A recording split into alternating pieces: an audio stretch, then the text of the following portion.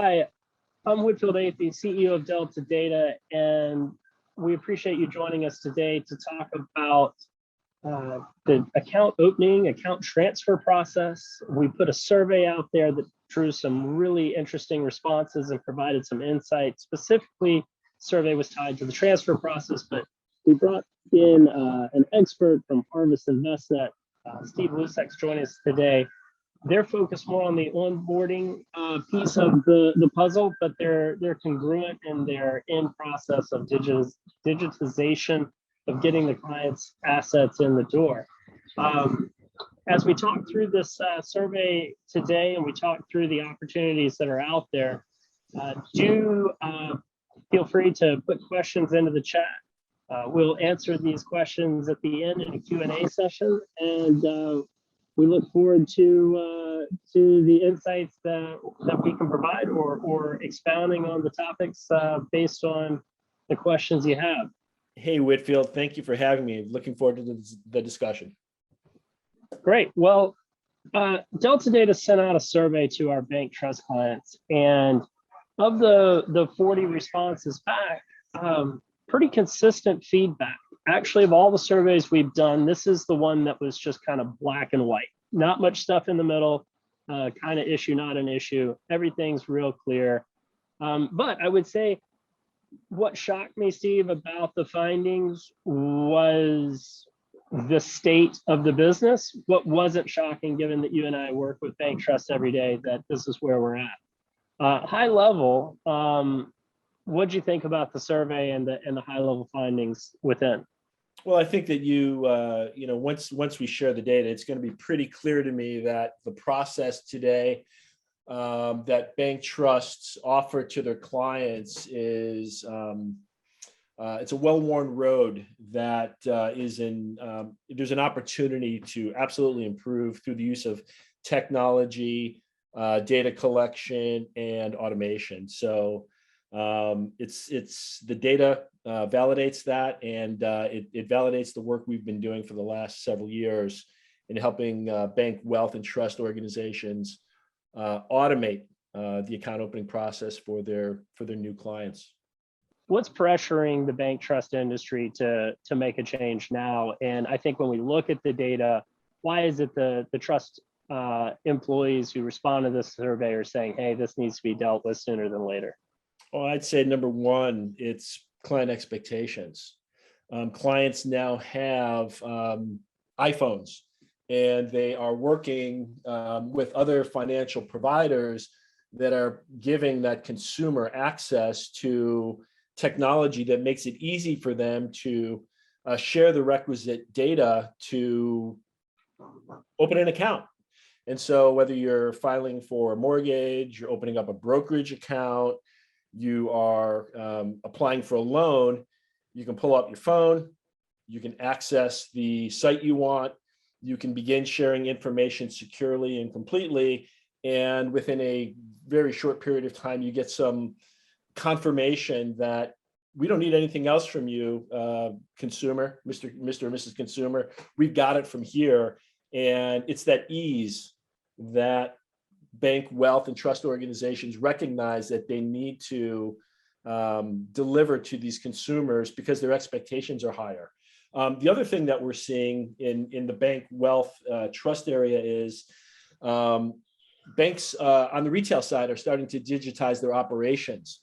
And through things like e-signature and mobile banking platforms, the wealth bank trust organizations kind of left behind in that model. And so CEOs at these banks are starting to expect the wealth and trust organizations to take a digital first mindset. And so all of those things, when we engage with banks that are looking to utilize our tools, that's what we're hearing. Our consumers want a different experience, and our leadership is saying we need to digitize. So, hey, let's jump into the details. You up for that? Yep, sounds good to me. So this is just a little bit of the demographics, just as a heads up. Delta Data, I think 6 of the top 10 US trust companies are clients of ours. We generally deal with the larger trust companies and their service providers. So the big service providers by name are also clients of ours as well. And that's really where we're addressing kind of the down market is through our relationships with those providers. But jumps right out of the page. Do you feel you're meeting expectations of the beneficiary? There's statistical importance to that number at the bottom, don't you think, Steve? I do. I do think that, again, it's that rising demand from the consumer. The expectations have been changed around the time to turn something around, the time to not wait for a FedEx of, a package from a trust officer to open an account. I think everybody recognizes there's a better way. Yep. So, 90%, that was the thing that kind of jumped out at me is nobody feels that they're doing a great job here. And, I will say this, I'm sure a bunch of the respondents to the survey are listening in. I appreciate the candor. Mm-hmm. If it's an issue, let's call it out and let's fix it. But, when we were talking about this earlier, you and I had discussed, I bet you that number is 20% higher in just the last 3 years. Nothing's really changed inside the trust companies, or that might be the issue, but the outside world is definitely the gap is growing. Well, and the pandemic really allowed a lot of those consumers to accelerate their own adoption of digital tools and expectations. So you're right, Whitfield, that a lot of these pressures and the realizations that you see through the data are because the consumers have changed. Yeah, Steve, it's a good point. If I can get a phone call in real time and say, hey, they didn't have the horseradish sauce you had put in Instacart, but they got this other brand. Is that going to be a good substitute? And I can either do that via chat or a real-time phone conversation. That's the expectation. Not right. 3 weeks from now, we do hand wringing about an asset we really wish hadn't shown up in a transfer, and we want to put it in some different share class and or different investment. Mm-hmm. The expectation right now is near real time. The expectation is you're on the same page with your service provider, and that anything that is going bump in the night is being dealt with immediately. And that's the expectation. And I think that 90% number is representative that expectation is far from being met. Yep. So, the data issues, the data is stating there's some common themes that are issues. I'm sure if we had access to a survey on the onboarding, a bunch of this stuff is going to be similar. Mm-hmm. But generally a lack of transparency, clearly missed expectations on the timing, and the rejected request. And the rejected requests are one of those things that let's just take out of the equation other bank trusts that can't transfer assets digitally. You get a lot of rejected requests because nobody can do this, right? It's not just you want the assets, they can't give them to you. Mm-hmm. But if you take those out of the mix, you still have the rejected request where nobody really knows what's being requested. The process is so broken that by the time it gets to ops, they just say, hey, send me what you got. And then people are like, well, this isn't transferable. And then it's this big aha moment. Talk about from the point of client conversation to the point of request for transfer of assets. This is in y'all's wheelhouse. What's the data that y'all are able to capture to keep these rejected requests down? Well, that's a good question. So first and foremost, what we have historically done with our clients is we have taken the approach of how are you doing things today? What data needs to be captured and how are you doing it? And what we're doing is we're kind of reimagining and helping the bank wealth trust organization change the workflows and apply tools that will automate the process to the extent it can be automated, Whitfield, because you're right. There's some things that just can't be automated. Those are some of the things that make it unique. But what we can do is we can make sure that there's a single set of digital documents that the consumer can see that are completely filled out with the appropriate name and address and information that's captured one time, that's been validated and correct. This way, you're not having multiple data elements being rekeyed, errors, omissions, all of those things kind of go away. So what we do is we look at where the challenges are in that account opening process and carry the information through. So whether you're a trust officer, you're a middle office person, you're a back office person, you're a client, you have a complete transparency. Think of your FedEx package being shipped. You know exactly where it is at all times. So it's kind of comforting to know you're tracking the process. That type of transparency is kind of the new standard and new normal that we're helping people adopt.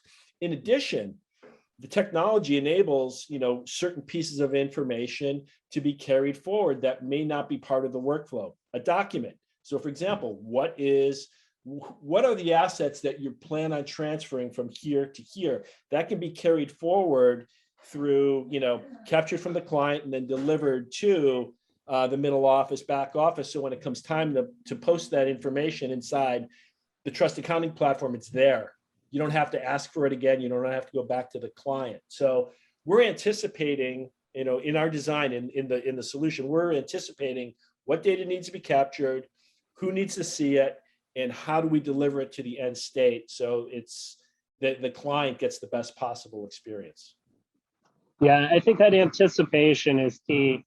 When we look at how modern systems are designed, I'd say the biggest fundamental shift in the last 5 years, certainly at Delta Data, it's core to our innovative edge, is building systems that anticipate and have access to the right data to provide the best experience for an internal user in that step, rather than be reactive and then ask for data to be keyed in as it's being forced down an operational flow.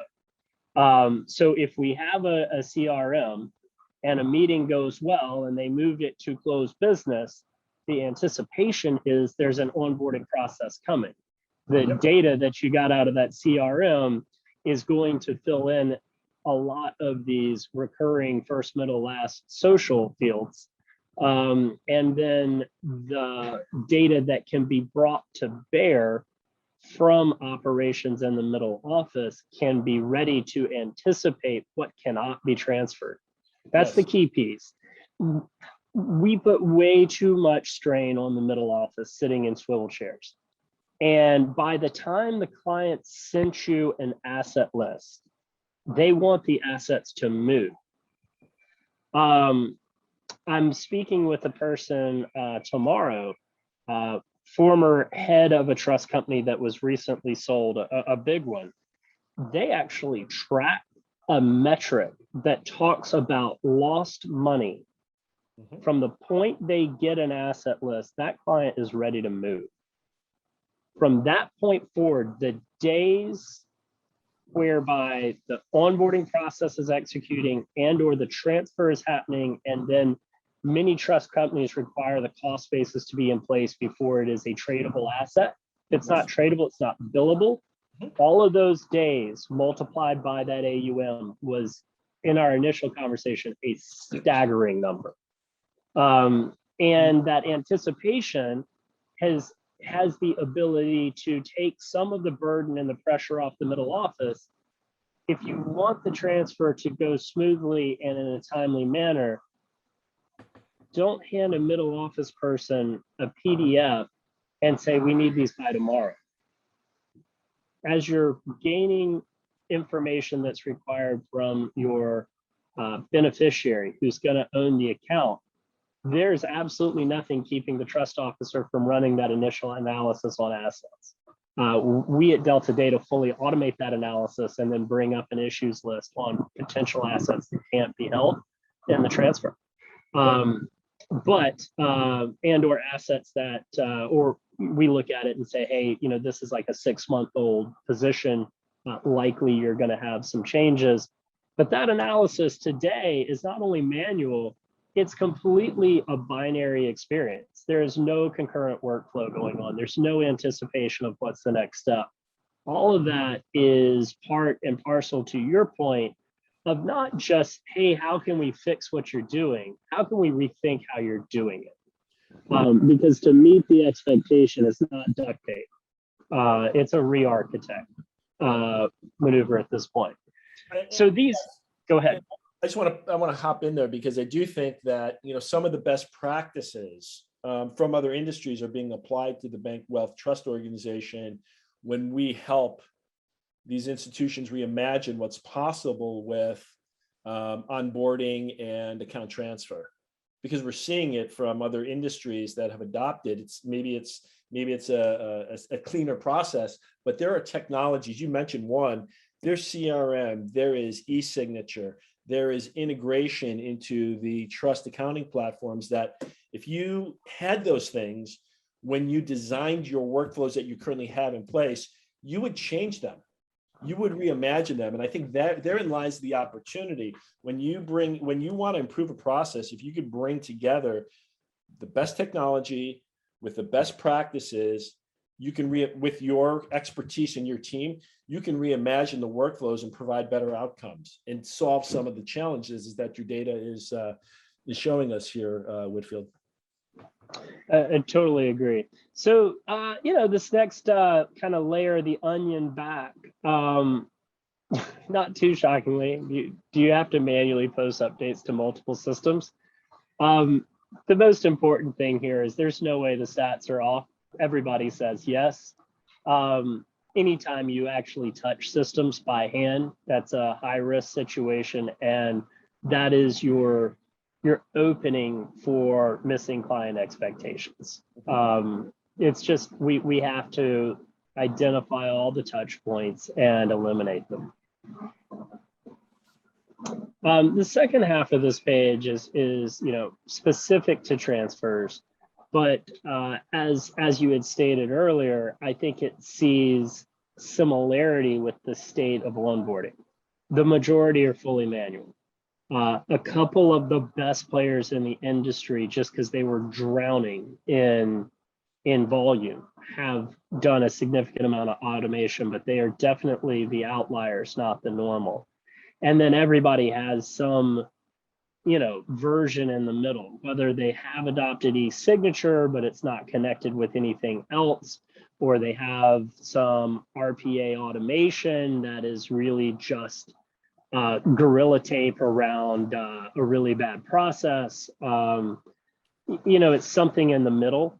But I would say from my experience with our clients who, again, we deal with the biggest ones. I got one in mind when I talked to them about account onboarding and transfers.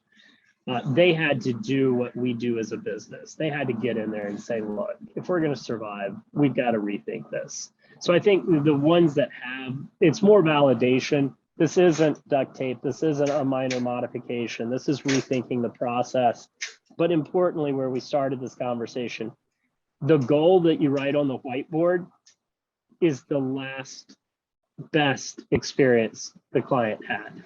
Right. Not, oh, it's better than we did 3 years ago. If you go down the path of, well, we're going to be far better relative to where we were 3 years ago, you're going to miss expectations and spend a lot of money doing it.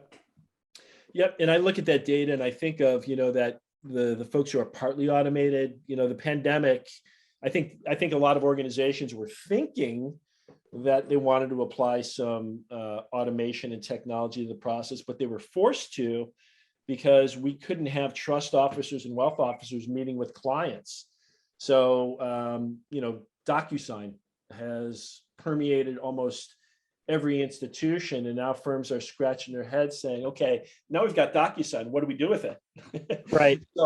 So that's, technology is not a panacea. You have to your point, Whitfield, you have to have some expertise around workflow and reimagination digitally, how you want that experience to touch the client and then bring you the requisite transparency and data and information so you can transfer the asset. You can open the account and transfer the assets. Very important. The last thing I'll say about this is you mentioned some of these firms, they have a leader that's saying, we have to do this. And it's those organizations that are making the most progress today. They understand it's a process, not an event. And in order to improve that process, they've got to change the mindsets of their own organizations to say, look, this is important. We have to do it. And here's why, and let's get going. And I think that having that mindset is a crucial component of every successful organization that wants to make the transition. Yeah, and I think that that's a key thing. You have leaders at the top saying you got to get it done. You've got clients who, well, if I'm any representation, say this is a bit on the ridiculous side, moving assets manually. And importantly, you now have vendors in the space like Delta Data and Harvest who can deliver on this. So if it's a bit daunting, it's because it is. It took a lot of investment on your firm's part and ours to get to this point whereby we can consistently open accounts in a fully automated way and execute on complex transactions between banks that bring transfer of assets and cost basis in a timely and transparent manner. So, we're not saying, hey, this is to everybody listening, y'all should have figured this out years ago. This was some tough stuff. The fact that there's only a handful of vendors doing this is because it took us this long to figure it out. It can be done in-house, but like any technology, I do suggest take a look at what's the turnkey cost for something you can put in next month versus getting all geared up for a serious tech and ops project internally. So let's see what else. The data has told us a lot, but what the data really told us was what we already knew: transparency issues, scalability issues, missed client expectations. And I think one thing that if you don't have good transparency and you don't have good data flowing through your processes, I wouldn't say the data is lost forever, but that was valuable data that never really got digitized, right? Mm-hmm. So, one of those just kind of interesting things. I wonder how many advisors you could go talk to and say, given you're about to have your first annual meeting with your new beneficiary, how'd you perform versus what they were told to sell to cash? I bet you they couldn't even tell you what the hell they told them to transfer. You know what I mean? Because the data was dropped on the floor, right? Yeah. Mm-hmm. And if it's a savvy investor, you better be ready for them to say, hey, you sold us out of that tech fund at JP Morgan and told us to buy this and it's off 7% as a delta. You better be ready for that conversation. Yeah. But we as an industry are not empowering them by storing that data and providing that insight to, hey, just as a refresh, here was the holdings as it came from the last institution, and here's our current holdings. Spinning up the processors and doing a quick gap analysis on which perform better is something that is a real low bar to execute. Absolutely. So, the solutions are something we've talked a little bit about. Automation will benefit the customers. The agreement here at 50% that this is, by the way, strongly agree. So if you look at sort of agree, that's a lower bar. But I think it's obvious that these activities will benefit your client. Now, I don't run a trust company, I run a software company. But what hits the top of our roadmap, what hits the top of our list of stuff we're going to get done is the stuff that benefits our client, not that benefits us. We fix and clean on the back end the stuff that benefits us, moving to more cost-effective infrastructure or improving our execution of roadmap traceability to kind of shave another point off of our cost structure. Those are important, those are interesting, and those are in our roadmap. but they're not at the top of the priority list. The top of our priority list are things that make our customers' lives easier and make us a better value to them. What are your thoughts? Well, I couldn't agree more. I think that our clients want to delight their new clients. They want to profit as quickly as they possibly can from that asset transfer. And they want to reduce any errors because, or compliance challenges that they may have in the process of onboarding a client. It's expensive to maintain these books and record systems. It's not trivial. It's not hard. I mean, it's really hard to recruit advisors and people who really understand these systems anymore. So the more that an organization can reimagine digital first, the consumer experience, their workflows for onboarding and account transfer, capturing the data once, reducing the amount of errors and compliance challenges they have, and get that data inside their golden copy books and records platform so they can do what they get paid for, which is managing the client's relationship and managing their assets. That's what they want. So, when to your point about the solution, everyone has has their points of view, and the data kind of reveals what that point of view is. But they have to act. I mean, this is the point that's really interesting now, and why I wanted to participate in this discussion with you, Whitfield, is the work that you're doing is highly important because fees are going down, they're not going up.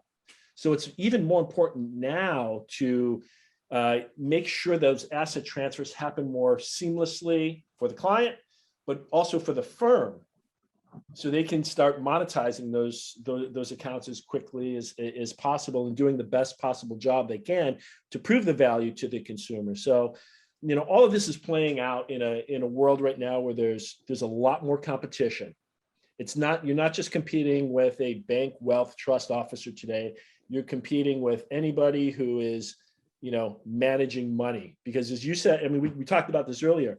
Not all these accounts on the trust accounting platform and the trust world are necessarily need to be at a trust department. They can be at a brokerage firm. You're competing with those types of things. So the stakes are raised. I mean, I think that's the message. And so our job is to enable our clients with those same capabilities that the competition has, so we can delight the consumers and keep them at the wealth trust organizations that are utilizing our technology. Yeah, when I look at the questions we've asked, I concur with all your statements, and I agree that the stakes are raised, the competition is higher than ever. And through industry consolidation, the big players are spending money in this area and are touting these capabilities. One of the areas we haven't talked about so far, and given our demographic that we work with, I don't think we ask the right people, but to what extent does being good at these processes enhance your ability to attract new advisors? We are absolutely in a scale game right now. And the regional players are definitely disadvantaged to the national players when it comes to the tech spend and the capabilities that can lure the next advisor to the platform, which gives them that or maintains that scale advantage. What are your thoughts on that?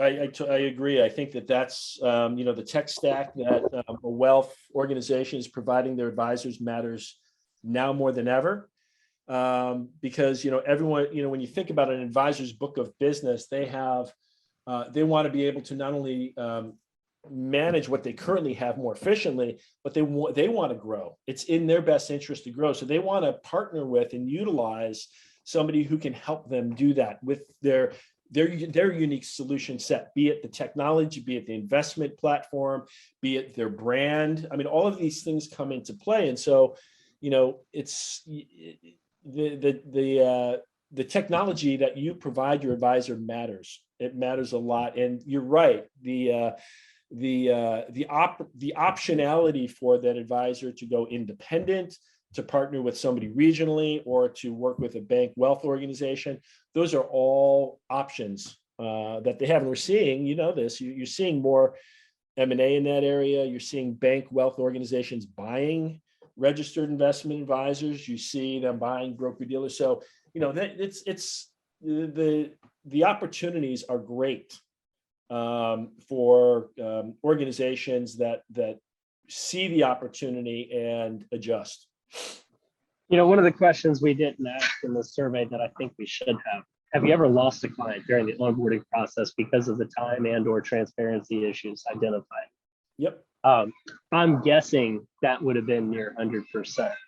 And if you look at how growth in the industry is rewarded, it's definitely one of those points whereby you ask the average CEO, can you afford to lose a single client after you've won them before they're producing revenue? I think that'd be another 100% response. Absolutely not. Everyone's lost the deal. I mean, and I think that a lot of it is non-performance, getting the ball over the goal line. And that's really a shame because that you control that. Yeah. And that's the funny thing. I want to say funny, it's tragically funny. The fact that the goal line includes getting the assets in the door in a day and age where, you can transfer from Bitcoin to Ether between two exchanges in real time. The fact that that's still part of fourth and goal is just ridiculous, right? That's still a thing. You could lose the assets before they actually make it across the line.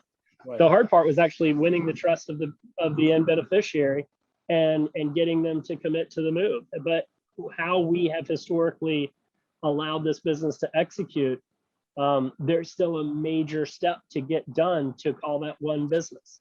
Right.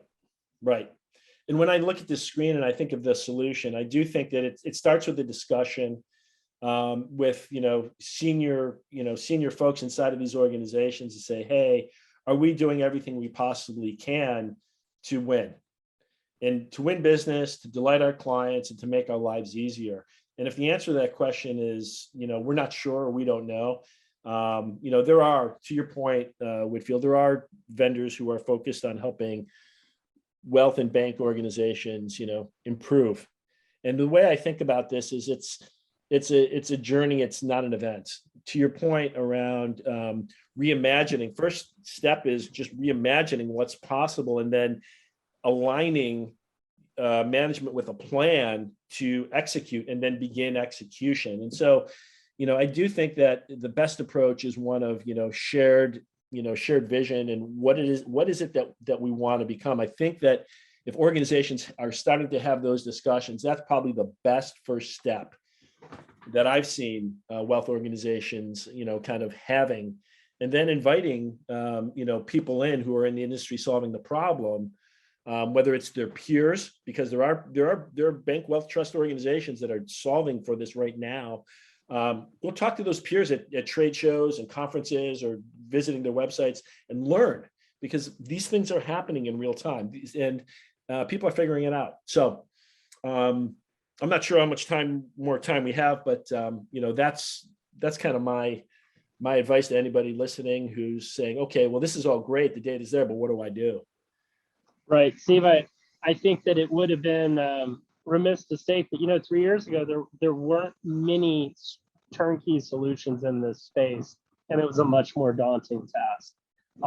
Today, there are options. Our two companies represent some of those options, but we believe that this data shows it's a problem that has to be solved sooner than later.